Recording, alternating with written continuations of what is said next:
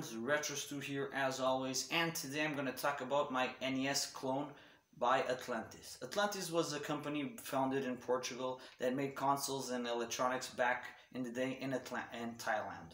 They had a lot of clones. They had clones from the TV game, aka Famicom. They have clones of the Atari, and they had a clone of the NES. That's what I'm going to show today. I already talked about this console a year ago, if I'm not mistaken, or some months ago. I really don't remember specifically, but I know I talked about it a long time ago.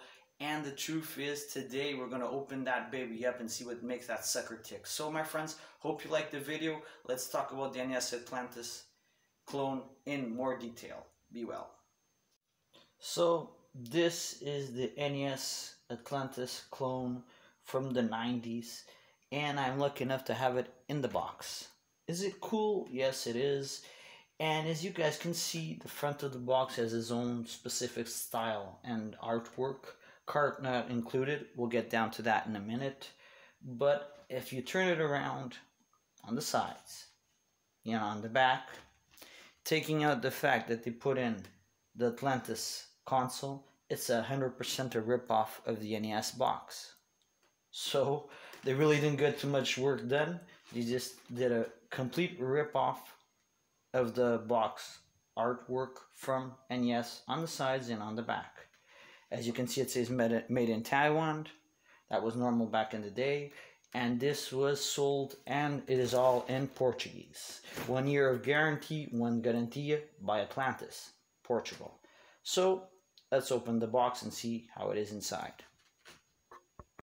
So I already took it out of the box, so you guys won't have to hear all the squeaking and scrying of the styrofoam coming out of the cardboard box. And as you guys can see, I have it in pretty good shape. It's all here.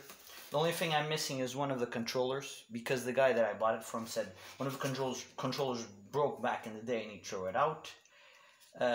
This is a guarantee by Atlantis, in pretty good shape. This is the manual how to work the console.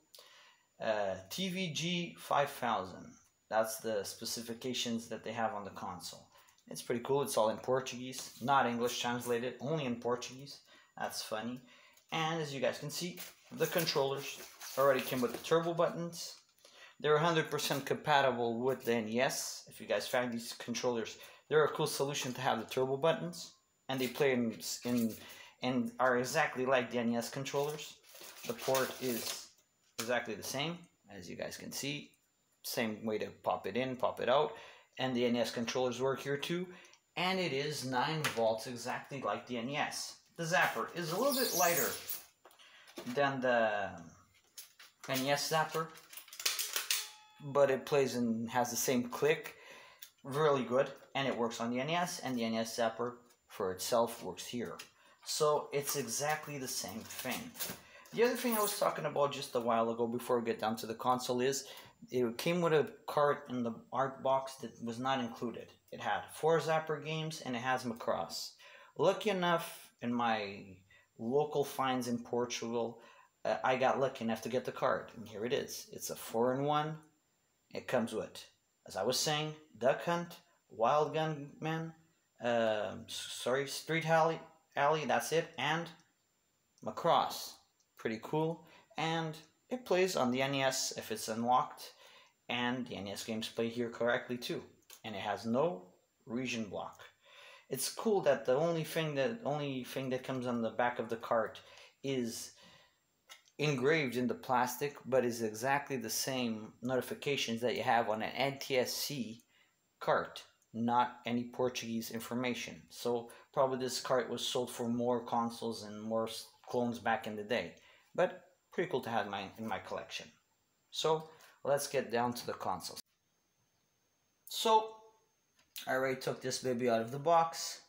I brought my old faithful NES that still works like a dime, that I have since I was 8 years old. And God, what can I say about this baby? A lot of memories. Still love playing with it. Play with it a lot of times with all my games in my collection. NES collection, of course. But going back on topic, not talking about nostalgia, but this baby here. I love this black with silver sparkles look that they have on the NES. clone from Atlantis. And as you guys notice, the first thing you can see straight up is the light from the power switch is on the other side. I don't know why they did that like that, probably because of space and when they did the electronic part. One thing it has, just like the Game Master, I don't know if you guys saw that video or not, I have another clone that I talk about is exactly like the NES, and that one is even the same color that is the Game Master.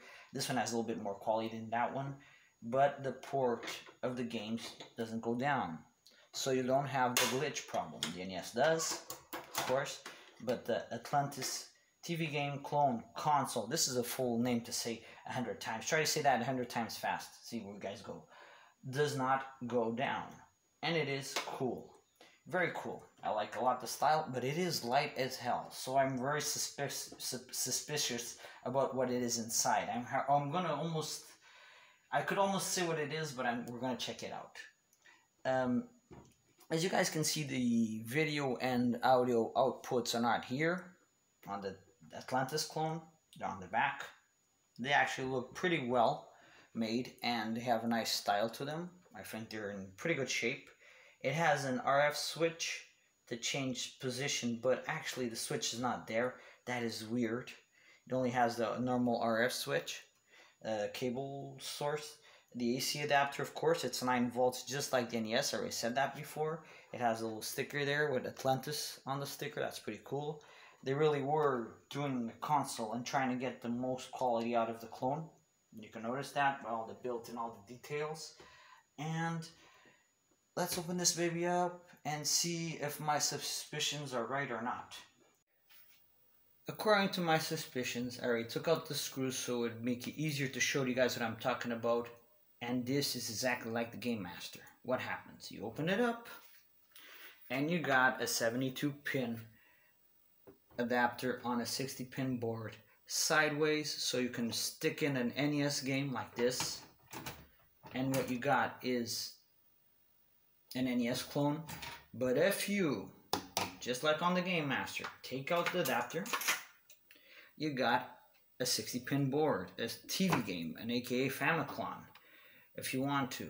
The built-in is pretty good. You got Toshiba's Atlantis boards and pins. I never saw pins. Chips, I never saw chips by Atlantis. Pretty cool. UMC, Gold Star, good stuff.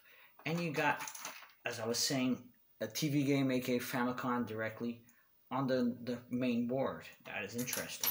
It was built in 1992, as it says on the board.